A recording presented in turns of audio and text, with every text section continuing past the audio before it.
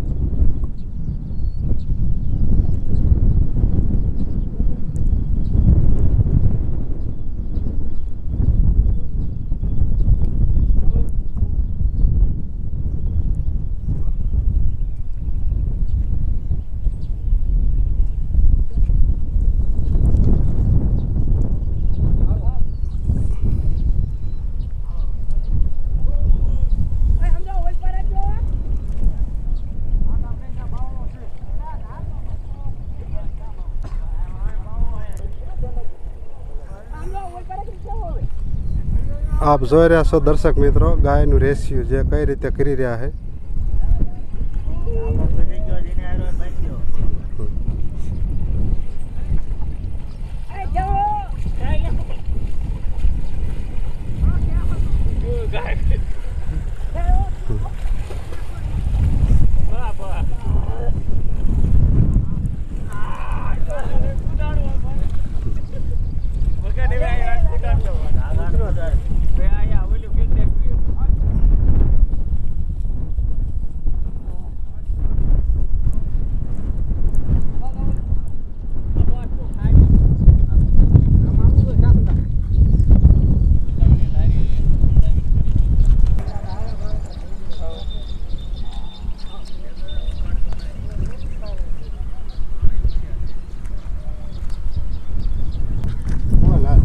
જય માતાજી, રામ રામ ને સીતારામ બધાને. જો મિત્રો, અત્યારે અમારા ગામના બધા સેવાભાઈ માણસો મળી અને અત્યારે અમારા ગામનો ખારો કહેવાય છે, એમાં તળાવમાં અધવચ્ચે ફસાઈ ગયા હતા, એટલે એનું કાઢવા માટે રેસ્ક્યુ કરવામાં આવ્યું હતું. એમાં જાગાભાઈ, અશોકભાઈ અને શિવાભાઈ, આ ત્રણેય વ્યક્તિઓ અંદર ગયા હતા અને બીજા બધા સેવાભાઈ માણસો બહાર હતા.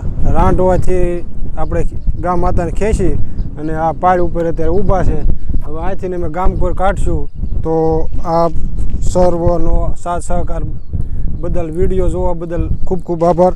અને વસ્તાભાઈને વિનંતી કરું, 2 શબ્દ એ કહે છે.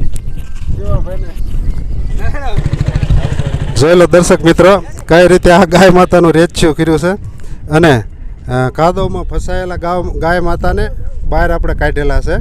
અને હવે એને ગામ તરફ લઈ જઈશું, કારણ કે આ તળાવ ગામથી 1 કિલોમીટર જેવું દૂર આવેલું છે. એટલે કોઈને ધ્યાનમાં પડ્યું અને ઓરી ગામમાં જાણ કરી, એટલે અમે જે અહીંના જુવાનિયા છે એ બધા આવી અને ગાય માતાનું રેસ્ક્યુ કર્યું અને કાઢી.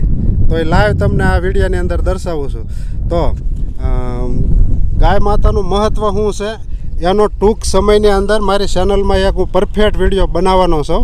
અને ગાય માતાથી માણસોનો, એક વ્યક્તિનો જીવ કઈ રીતે બચ્યો એ પણ હું લાઈવ આપણે એક ચેનલની અંદર હું વિડીયો કરી અને મૂકવાનો છું.